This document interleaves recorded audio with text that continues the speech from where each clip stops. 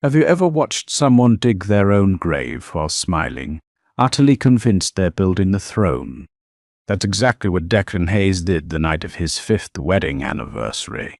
He walked into the grand ballroom of the Pierre Hotel, his arm wrapped tightly around his young, flashy mistress, ready to publicly humiliate his quiet, plain wife, Audrey. He thought he was untouchable. He thought Audrey was just a meek nobody he had outgrown and could discard like yesterday's newspaper. But Declan was about to learn a terrifying lesson. Sometimes the quietest people in the room aren't hiding out of fear. They're hiding because they own the room. To the outside world, Declan Hayes was a titan in the making. At 34, he was the founding partner of Hayes Capital Group, a Manhattan-based venture capital firm that seemed to turn everything it touched into gold.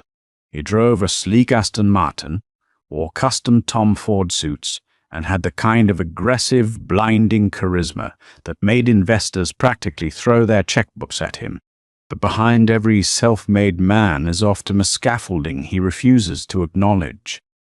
For Declan, that scaffolding was his wife, Audrey. Audrey wasn't what the Upper East Side elite expected of a billionaire's wife. While the other spouses spent their Tuesdays at exclusive med spas or dripping in Cartier at charity luncheons, Audrey preferred oversized knit sweaters, tending to her rooftop greenhouse, and reading thick historical biographies.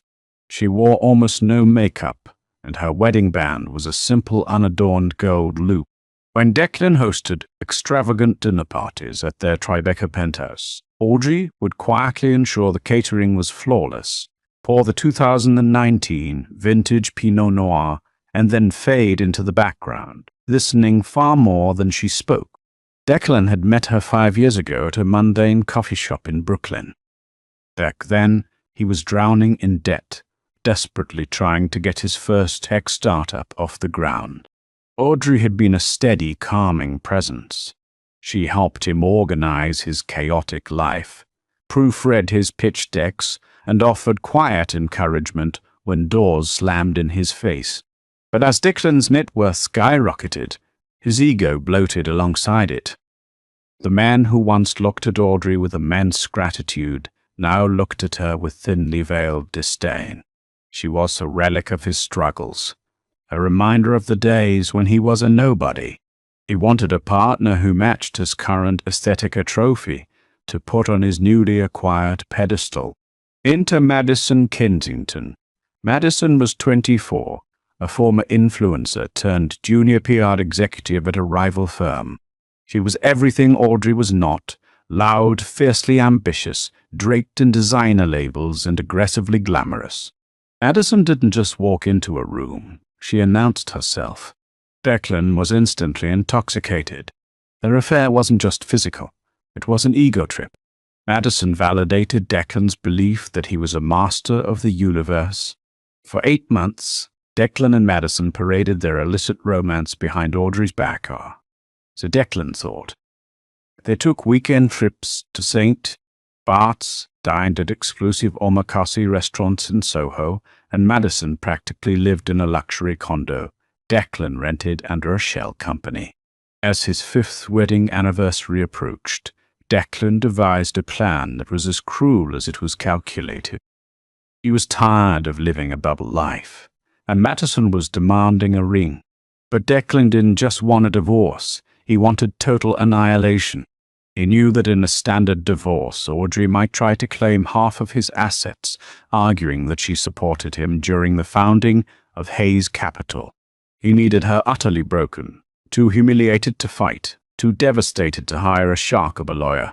He decided to turn their 5th anniversary gala, a highly publicized event attended by his top investors, including the notoriously strict board members of Vanguard Holdings, into a public execution of his marriage. He would bring Madison as his date. He would blindside Audrey in front of 200 of New York's most influential people. "She's weak," Declan told Madison one evening as they lounged in the rented condo, sipping champagne. "She has no family money, no powerful friends, and no backbone. If I do this publicly, She'll run back to Brooklyn with her tail between her legs and take whatever settlement I throw at her just to disappear." Madison giggled, tracing the rim of her glass. "It's almost too easy, babe. She doesn't even belong in our world." They had no idea how wrong they were. The night of the anniversary gala, the Pierre Hotel's grand ballroom was bathed in the warm golden glow of crystal chandeliers. A string quartet played softly in the corner, and waiters floated through the crowd, carrying trays of beluga caviar and vintage champagne. The guest list was a who's who of Manhattan's financial elite. Audrey arrived early. True to form, she wasn't wearing a flashy designer gown. Instead, she wore a simple, beautifully tailored navy blue dress that fell elegantly to her ankles. Her dark hair was pinned back in a neat twist. She stood near the entrance, warmly greeting the guests, the arrogant tech bros, the skeptical old money investors, the gossiping spouses. She knew all their names, remembered their children's birthdays, and asked about their recent vacations. By 8 p.m., the room was packed, but Declan was nowhere to be seen. Whispers began to ripple through the crowd. Evelyn Rothschild, a notoriously sharp-tongued socialite and wife of a major hedge fund manager, sidled up to Audrey. "Darling, where is that husband of yours?" Evelyn asked, her eyes darting toward the double doors. "It's terribly poor form to be late to your own tribute," Audrey offered a serene, almost detached smile. "Declan likes to make an entrance, Evelyn. You know how much he enjoys an audience." At 8:15 p.m., the heavy oak door swung open. The string quartet seemed to falter for a fraction of a second.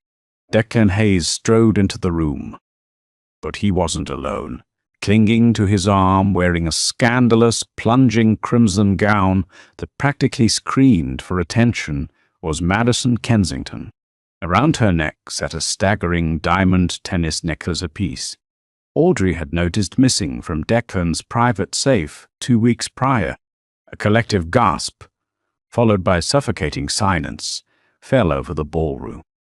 200 pairs of eyes darted frantically between Declan, the girl in red, and the quiet wife in navy blue. Declan beamed, seemingly oblivious to the palpable shock radiating from his guests. He swaggered through the crowd, parting the sea of stunned billionaires, and walked straight past Audrey without making eye contact. He led Madison directly to the main stage, grabbed the microphone from its stand, and tapped it loudly. "Ladies and gentlemen, if I could have your attention," Declan's voice echoed through the speakers, dripping with a terrifying mix of arrogance and faux charm. Audrey stood near the back, her face entirely unreadable. She didn't cry. She didn't gasp. She just watched. "5 years ago, I started Hayes Capital Group with a dream," Declan began, gesturing to the crowd. "And many of you in this room helped me build that dream into an empire. We celebrate growth tonight. We celebrate the evolution of business.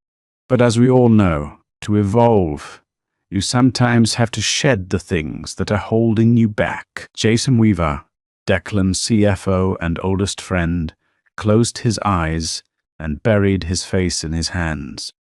He muttered a desperate curse under his breath, realizing exactly what Declan was doing.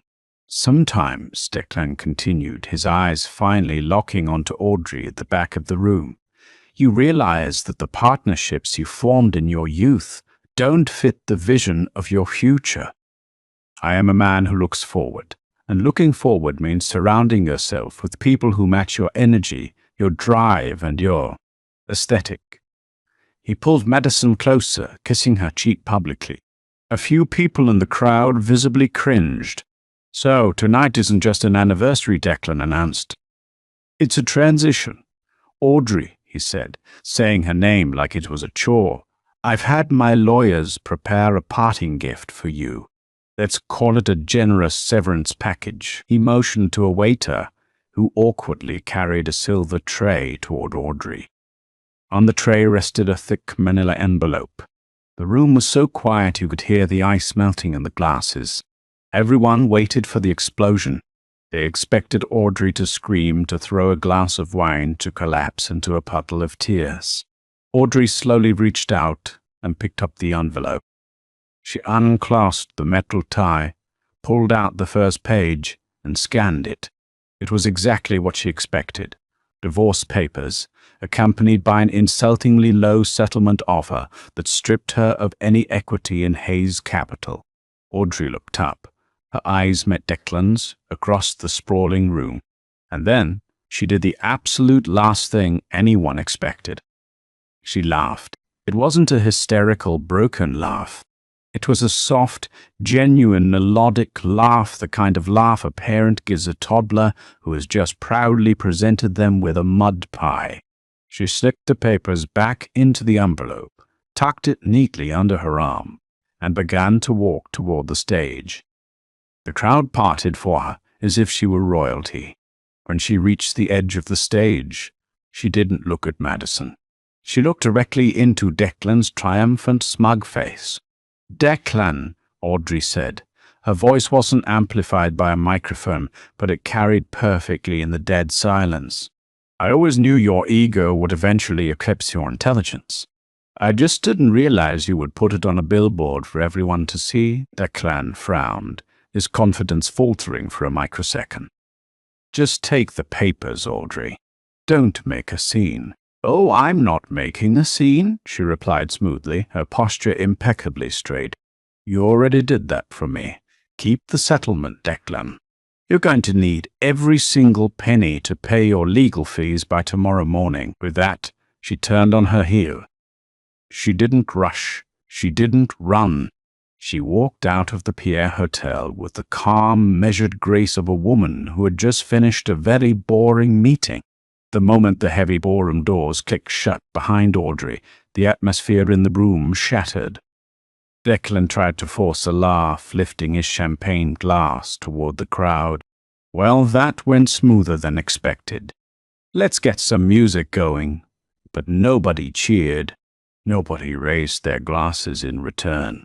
The high society crowd was ruthless, and while many of them had affairs, the sheer brazen cruelty of Declan's stunt violated the unspoken rules of their world. You handle these things behind closed doors with ironclad NDAs, not on a stage in front of your top investors. Evelyn Rothschild immediately set her glass down on a passing tray, shot Declan a look of pure disgust, and tapped her husband's arm. "We're leaving, now." Within 10 minutes, the exodus began.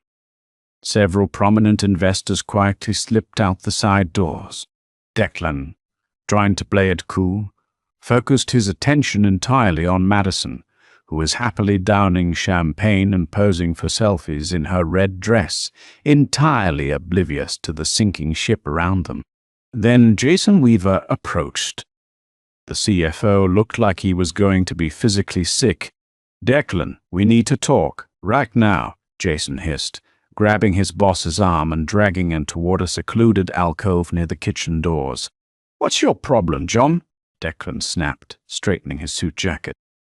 "I told you I was going to handle it. She's gone. It's done. By Monday, the lawyers will have her signed off." "Are you out of your mind?" Jason's voice cracked. "Forget the divorce. Did you look at your phone?" "Vanguard Holdings just pulled out of the Series C funding." Declan froze. "What?" "That's impossible. We signed the term sheet yesterday. The capital is locked in." "No, it's not," Jason said, putting out his tablet, his hands shaking. "The final transfer wasn't scheduled until Tuesday.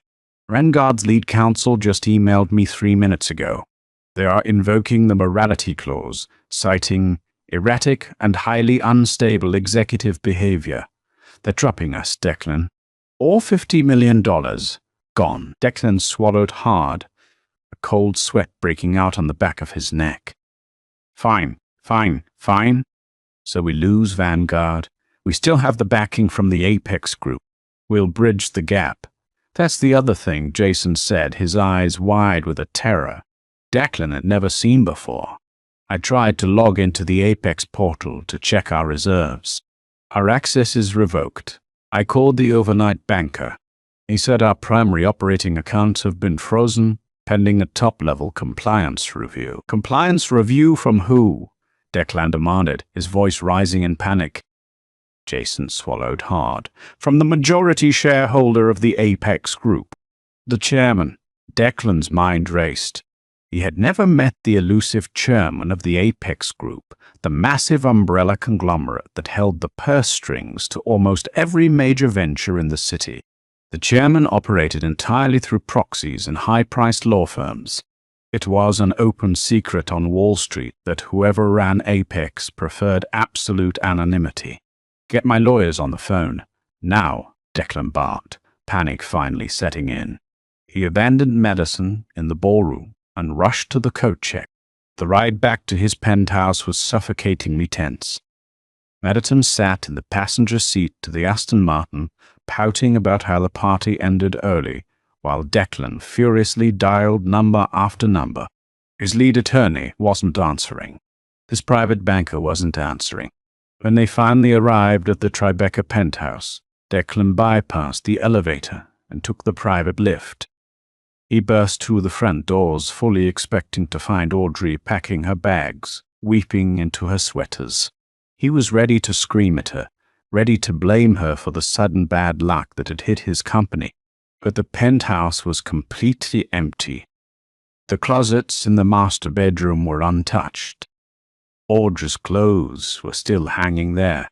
Her books were still on the nightstand. The only thing missing was the quiet, unassuming woman herself. On the kitchen island, sitting perfectly in the center of the marble counter, was the manila envelope Declan had handed her at the gala. He walked over to it, his heart pounding in his chest. Next to the envelope was a small, sleek black box. Declan picked up the box and opened it. Inside sat Audrey's plain gold wedding band, and beneath the ring was a single, crisp business card he had never seen before. It was thick, matte black, with elegant silver embossing. It read, Audrey H. Smith chairman and majority shareholder. The Apex Group. Declan's knees buckled. He grabbed the edge of the marble island to stop himself from collapsing. The air was violently sucked out of his lungs. Audrey wasn't just a quiet girl from Brooklyn. The H didn't stand for anything mundane. It stood for Holland. She was a Holland. And the Apex Group, the massive faceless conglomerate that essentially owned Hayes Capital, funded Declan's entire lifestyle and held the keys to his empire belonged to his wife, the wife he had just humiliated in front of the entire city, the wife he had just tried to buy off with pennies. His phone buzzed on the counter. It was an email from his private banker. Subject: immediate eviction, notice company property. Declan stared at the screen as the words blurred together. The Tribeca penthouse, the Aston Martin, the firm's operating capital. It wasn't his. It never was. It was all leased through Apex subsidiaries. Audrey hadn't just been his quiet, supportive wife. She had been his landlord, his bank, and his boss. And Declan had just publicly fired himself.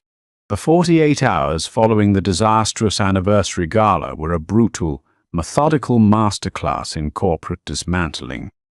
Declan Hayes didn't just lose his company, he was surgically, almost scientifically, erased from the elite world he thought he had conquered. The illusion of his supremacy was stripped away layer by layer, exposing the terrifying reality that he had never actually been the man in charge. Sunday morning broke over Manhattan with a harsh, glaring sunlight that offered no comfort. Declan sat on the imported Italian leather sofa of the Tribeca penthouse, the sweeping panoramic views of the city skyline now feeling less like a kingdom and more like the transparent walls of a glass cage. He was still wearing the trousers and wrinkled dress shirt from his custom Tom Ford suit, the fabric reeking of stale vintage champagne and the sour sweat of sheer panic. His phone had not stopped vibrating since he had fled the Pierre Hotel. The notifications were a relentless cascade of impending doom. There were 34 missed calls from Jason Weaver, his CFO. There were frantic, furious emails from the limited partners who had been at the gala, but the most terrifying communications came from the private wealth division of JP Morgan. Automated alerts stacked up on his lock screen. Margin call issued. Account access restricted. Wire transfer denied. He had tried to log into his offshore Cayman Island accounts, the ones where he had been quietly siphoning operational bonuses to fund his lavish lifestyle with Madison only, to find the portals locked, displaying a chilling error message. Account frozen pending compliance review. Around noon, the heavy mahogany door to the master suite creaked open. Madison emerged, wrapped in one of Declan's oversized Egyptian cotton dress shirts, her hair a messy bleach blonde halo. She rubbed her eyes, utterly oblivious to the financial apocalypse unfolding in the living room. She looked around at the chaotic scene files thrown across the glass coffee table, Declan clutching his head in his hands, a half-empty bottle of Macallan 25 sitting on the floor. "Declan, seriously, what is going on?" Madison whined, her high-pitched voice piercing the heavy, suffocating silence of the penthouse. She padded over to the kitchen island and poured herself a glass of sparkling water. "My phone has been blowing up all morning. The group chats are going insane. People are saying you're broke. Tell me that's just a vicious rumor Evelyn Rothschild started because she's jealous of my dress." Declan slowly lifted his head. His eyes were bloodshot, the skin underneath them bruised with exhaustion. He looked at her, really looked at her, and for the first time he didn't see a glamorous trophy. He saw a massive, glaring liability.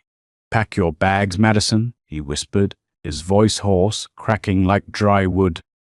Madison paused, the glass halfway to her lips.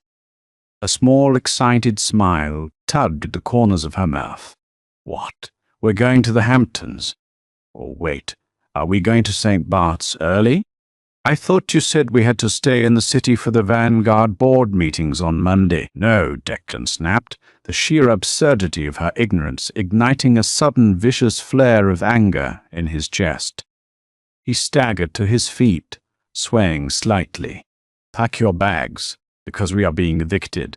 The penthouse, the Aston Martin downstairs, the firm's operating accounts, the Cayman Trust, none of it belongs to me. It belongs to the Apex Group, and the Apex Group belongs to Audrey." Madison stared at him, her perfectly glossed lips parting in sheer unadulterated confusion. "Your wife? The one who wears those awful oversized cardigans and talks about heirloom tomatoes? Don't be ridiculous, Declan.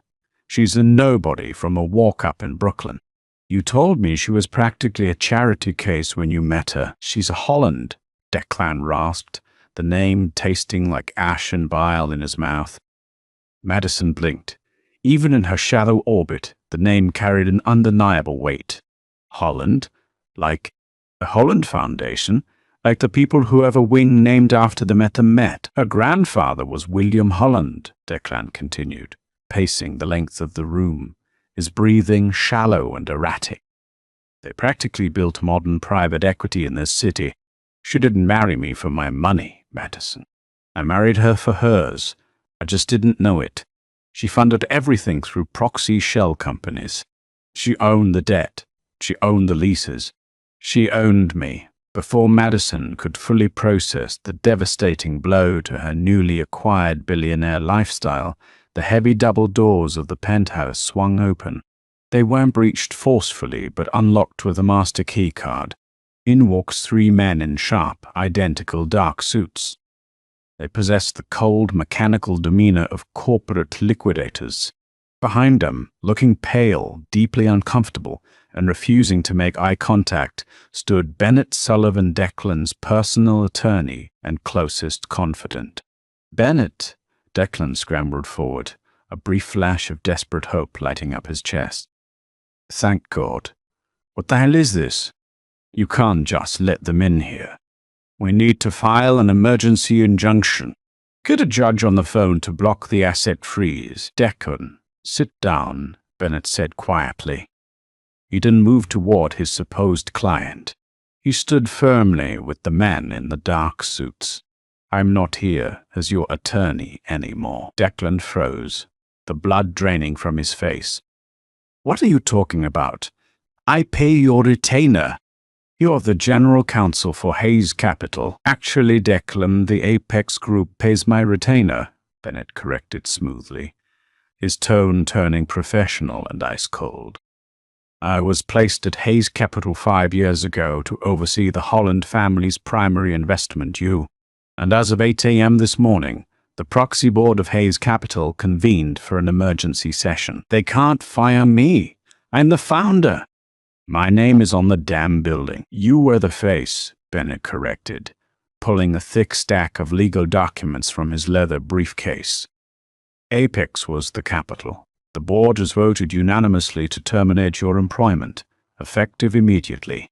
The grounds are gross negligence, massive breach of fiduciary duty, and a direct violation of the morality clause embedded in your original founding contract. Morality clause? Declan practically screamed.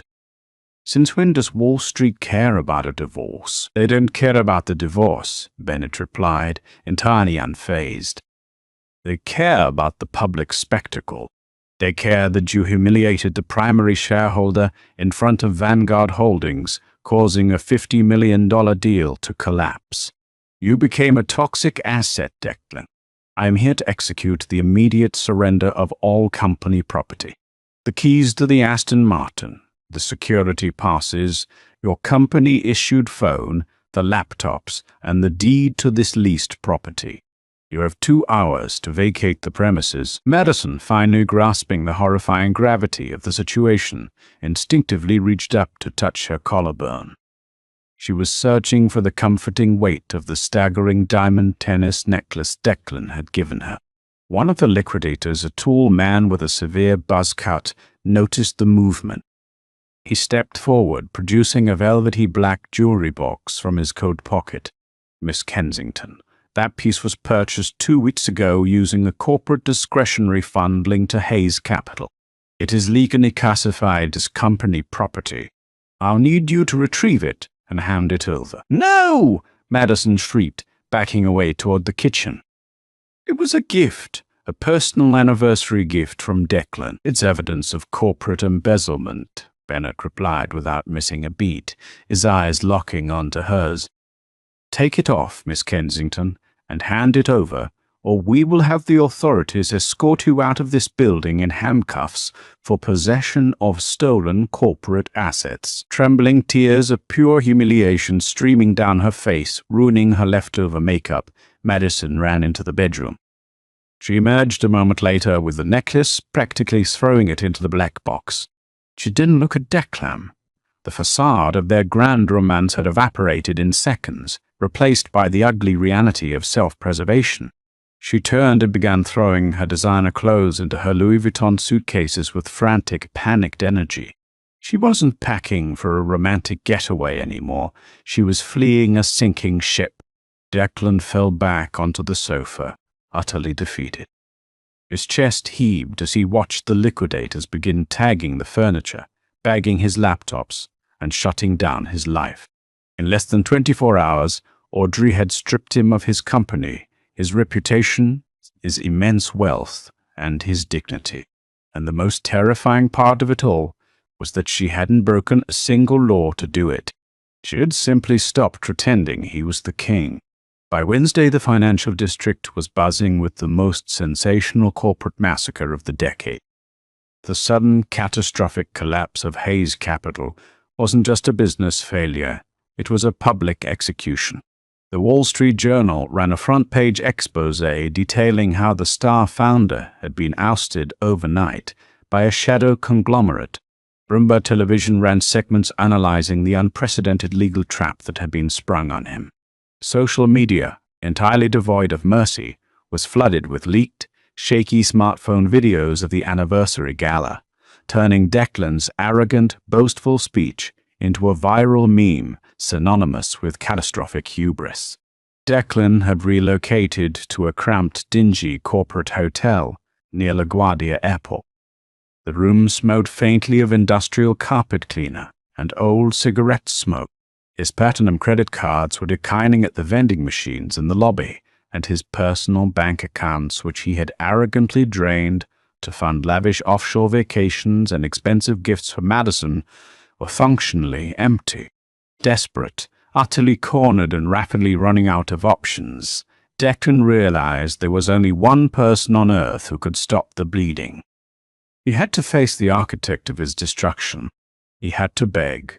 He took a yellow cab, humiliating demotion from his usual private car service to the towering glass and steel monolith on Park Avenue that housed the Apex Group headquarters.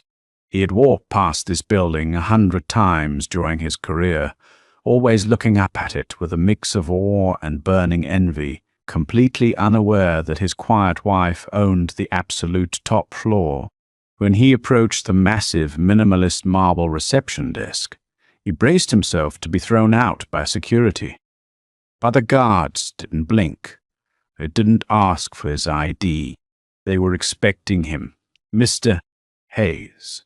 "The chairman will see you now," the receptionist said smoothly, gesturing toward a private hyperspeed elevator that bypassed the lower floors and shot directly to the 80th floor. The elevator doors chimed open, revealing a sprawling masterpiece of corporate power.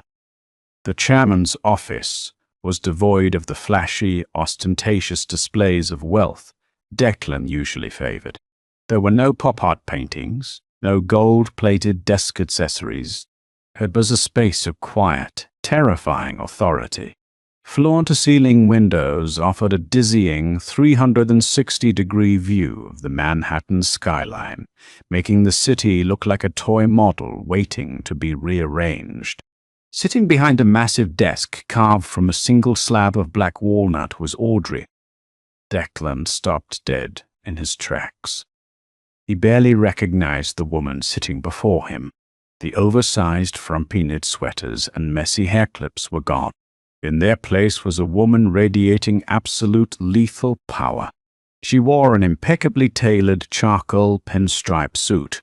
Her dark hair was blown out sleek and straight, framing a face that was sharp, composed, and unreadable. Her posture was rigid, commanding the vast space around her effortlessly. She looked exactly like what she was, a predator at the very apex of the global financial food chain. "Have a seat, Declan," Audrey said. She didn't look up from the slim tablet she was scrolling through. Her voice was completely devoid of any emotion. There was no lingering heartbreak, no bitter anger, no vindictive gloating. Just business. Declan slowly walked forward, his legs feeling like lead, and sank into the low leather chair opposite her. He opened his mouth to speak, but the words caught in his throat. "What do you possibly say to the woman you publicly humiliated, who turned out to be the puppet master of your entire existence?" "Why?" Declan finally choked out, his voice cracking, betraying his shattered state. "If you had all this, if you were Holland, why did you live in that tiny, freezing Brooklyn walk-up? Why did you let me think you were just normal? Why did you let me pay for dinner when we first met?" Audrey finally tapped the screen of her tablet, locking it, and set it down. She looked up at him, her dark eyes terrifyingly calm and steady. "Because my grandfather, William, taught me a very valuable lesson before he passed away," Audrey said softly, her voice echoing slightly in the massive room. "He told me that immense wealth is nothing but a magnifying glass. It doesn't change who a person fundamentally is. It just amplifies their true nature. If you give a good, solid man power, he builds a community. He lifts people up. If you give a selfish, insecure man power, he builds a monument to his own ego, and he crushes anyone who stands in its shadow." She leaned forward, folding her manicured hands precisely on the black walnut desk. When I met you at that coffee shop, Declan, you were desperate. You had brilliant ideas, yes, but you were drowning in debt and rejection. I didn't want a husband who loved my family's money or my connections. I wanted a true partner. I wanted to see who you were when you had nothing, and more importantly, who you would become when you had everything. And for a while, in the beginning, you were wonderful. You were humble. Declan swallowed hard, a painful lump forming in his throat.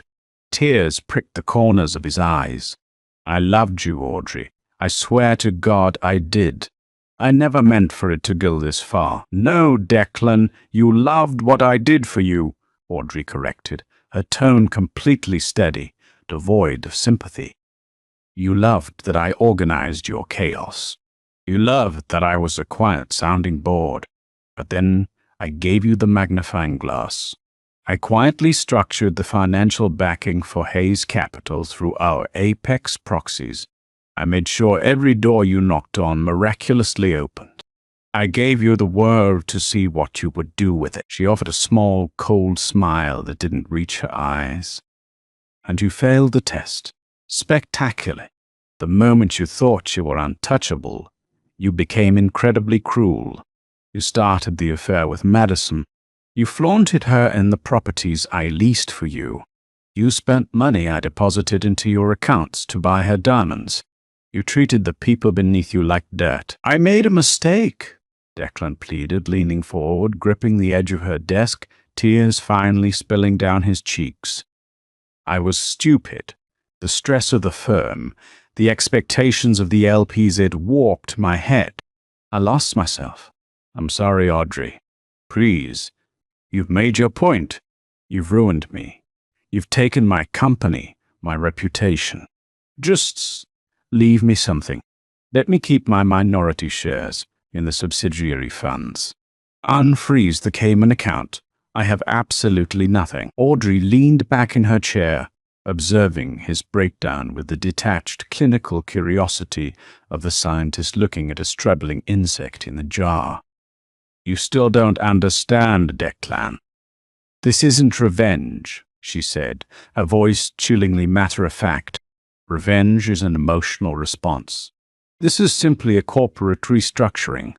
You became a massive liability to my family's investments. The childish stunt at the gala proved you lacked the basic judgment and emotional regulation required to manage Holland assets. I am simply cutting dead weight off my balance sheet. She reached out and pressed a silver button on her desk console. A second later, the heavy office doors opened behind Declan. 2 massive security guards stepped into the room. Our divorce will be finalized by a private judge on Friday, Audrey continued, picking up her tablet again, entirely dismissing his presence from her mind. You signed an ironclad prenuptial agreement 5 years ago on the basis of our original assets, which you enthusiastically insisted on to protect your future startup earnings.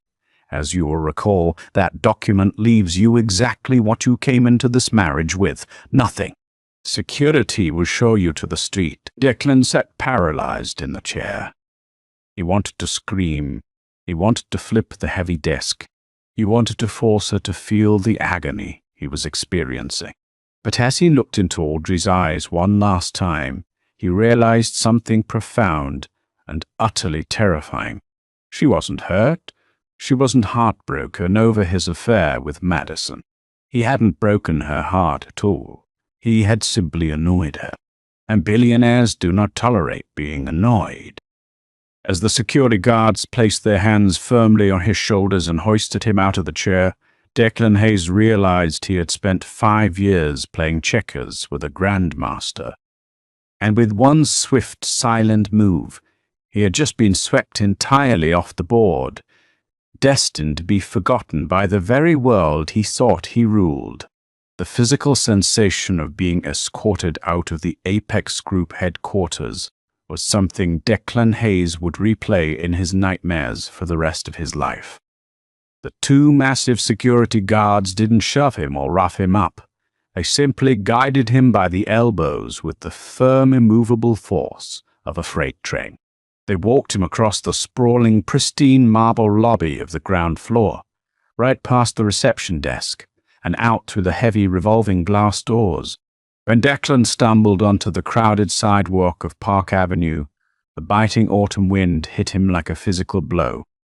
He stood there for a long time, watching the sleek black town cars and yellow taxis blur past. No one looked at him. In a city of 8 million people, he had just become entirely invisible.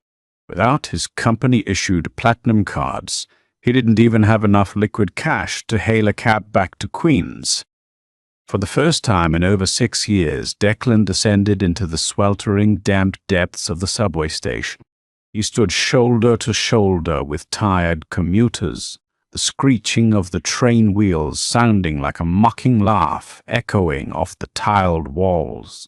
He was wearing a $4,000 suit, yet he felt entirely naked. The ride back to the cheap airport hotel was an agonizing crawl through his own failures.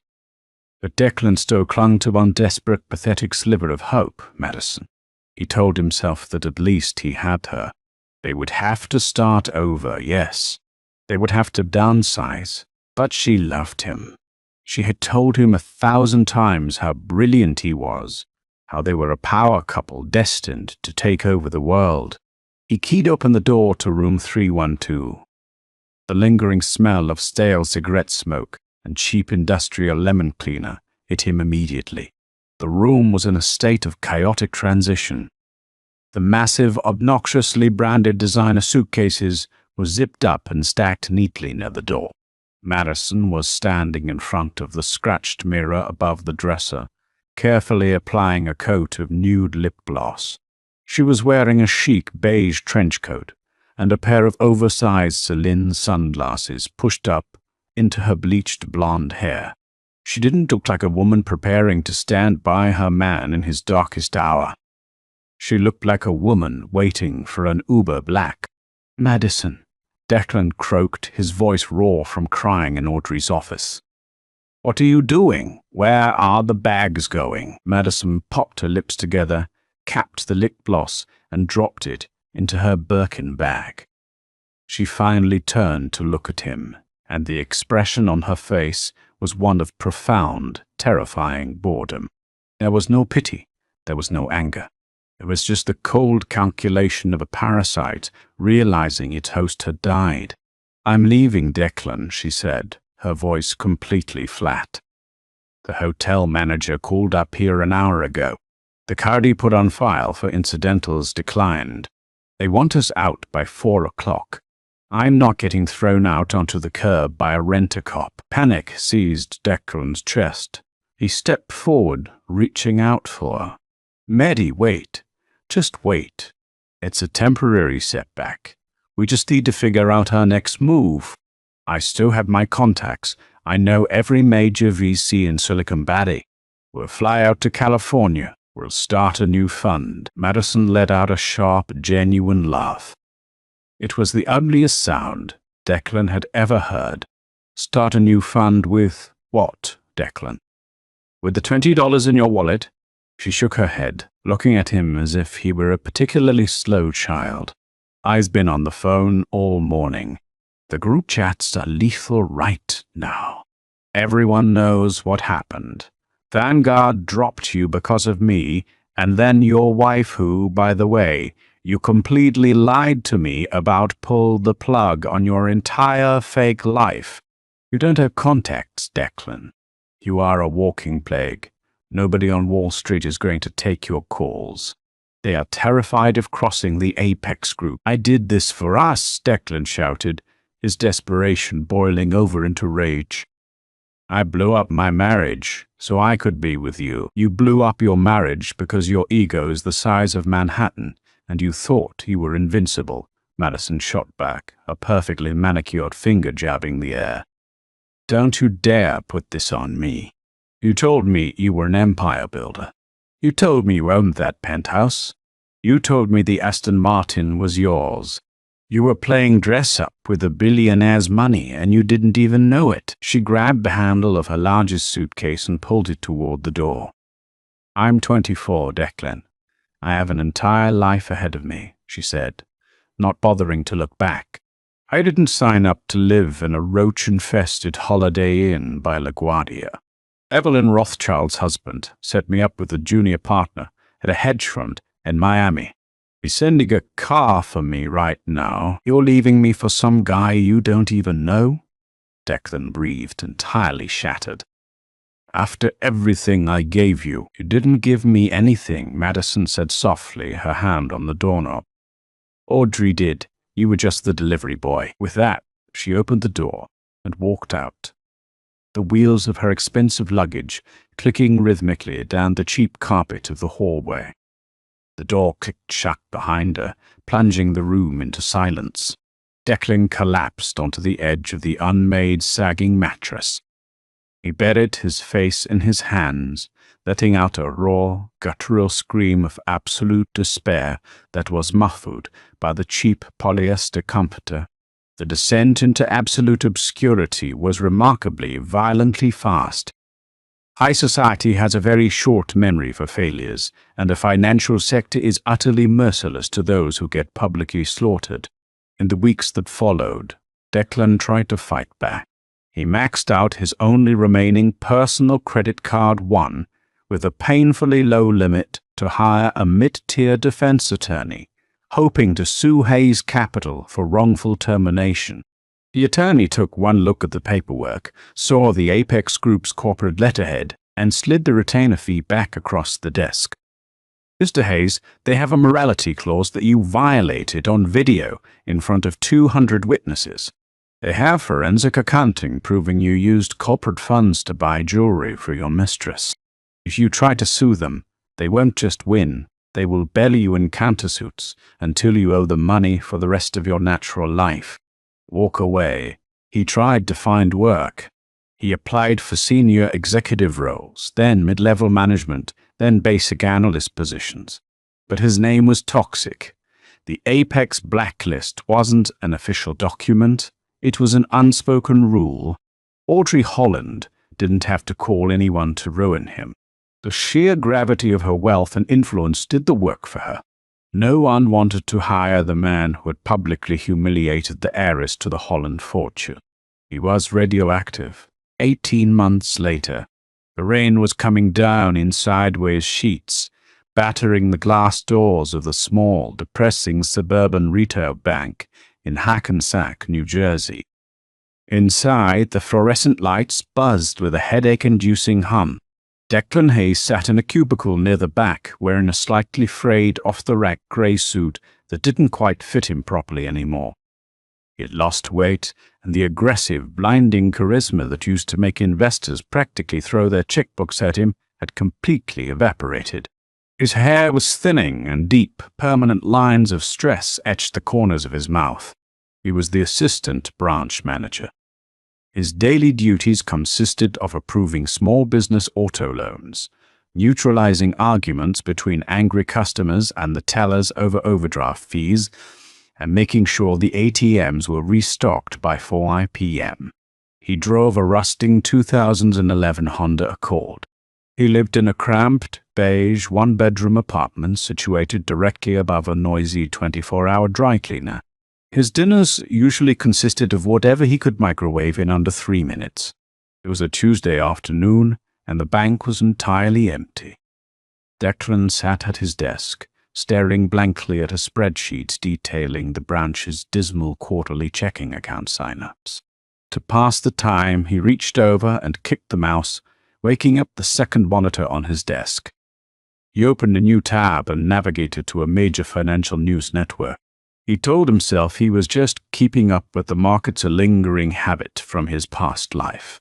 But in reality, he was checking on her. He didn't have to search hard. She was the top headline on the front page. The shadow titan steeps into the light. Audrey Holland commits $5 billion to Global Green Energy Initiative. Declan's hand trembled slightly as he clicked the video embedded in the article.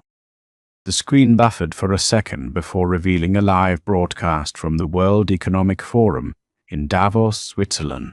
The camera panned across a packed auditorium of global leaders, tech billionaires, and heads of state. Sitting on the main stage, occupying the center chair reserved for the keynote speaker, was Audrey. She looked magnificent.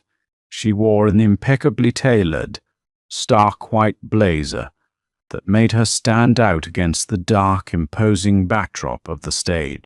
Her dark hair was styled with effortless elegance. She wasn't the quiet, plain girl reading historical biographies in a Brooklyn walk-up. She wasn't the meek wife serving Pinot Noir in the background of his dinner parties. She was a queen, presiding over her court. The interviewer, a famously aggressive financial journalist, leaned forward. "Audrey, the Holland family has historically operated in the shadows. For decades, your grandfather preferred to use proxy firms and shell companies. What prompted your sudden, very public takeover of the Apex Group and its subsidiaries over the last year?" Audrey offered a serene, incredibly composed smile. It was the exact same smile she had given Declan the night she handed the divorce papers back to him. "The landscape of global finance is changing." Audrey's voice came through the cheap speakers of Declan's computer, crisp and commanding. "For a long time, I believed that if you funded the right people, if you gave them the resources and the platform, they would build the future for you. But I learned a very hard, very personal lesson recently." The auditorium was dead silent. Every billionaire in the room was hanging on her every word. In his cubicle in New Jersey, Declan stopped breathing. "I learned that relying on proxies often leads to a failure of vision," Audrey continued, her eyes locking onto the camera lens. "When you hand the massive amount of power to someone who lacks the emotional maturity and the moral fortitude to wield it, they don't build a business. They build a monument to their own ego. And eventually that ego collapses under its own weight, jeopardizing the capital." The interviewer nodded enthusiastically. "Are you referring to the highly publicized restructuring of Hayes Capital last year?" "I am referring to a necessary course correction," Audrey said smoothly, completely unbothered. "When an asset becomes toxic, when the leadership proves to be driven by vanity rather than value, you don't try to fix it. You liquidate the liability, you strip the firm down to the studs, and you rebuild it yourself. I realized that if I wanted the Apex Group to shape the next century, I could no longer afford to hide behind insecure men. I had to take the wheel." The crowd in the auditorium erupted into thunderous, genuine applause. Declan slowly reached out and pressed the mute button on his keyboard. The applause vanished, leaving only the depressing hum of the bank's fluorescent lights and the sound of the New Jersey rain hitting the window. He stared at the muted screen, watching Audrey shake hands with the Prime Minister. The absolute most devastating part of his new reality wasn't the lack of money. It wasn't the cheap suits, or the terrible apartment, or the rusting car. The true punishment, the hell he woke up to every single day, was the crystal clear realization of his own utter mediocrity. Audrey hadn't just taken his company. She had taken his illusion of himself. For 5 years he believed he was a self-made genius, a titan of industry who'd outgrown his boring, supportive wife. But the truth was, she was the titan. She had built the scaffolding, poured the concrete, and quietly handed him the keys to the kingdom. All he had to do was not be cruel. All he had to do was treat her with basic human decency. But his arrogance had blinded him. He had traded a fiercely intelligent, quietly powerful billionaire who genuinely loved him for a shallow 24-year-old who left him the absolute second his credit card declined. Declan closed the browser tab. He turned back to his spreadsheet of checking account sign-ups. He picked up his cheap plastic pen, and as a single, bitter tear rolled down his cheek and splashed onto the beige desk, he finally accepted his fate. He was exactly where he belonged. Declan's story is a brutal, unforgettable reminder of a timeless truth.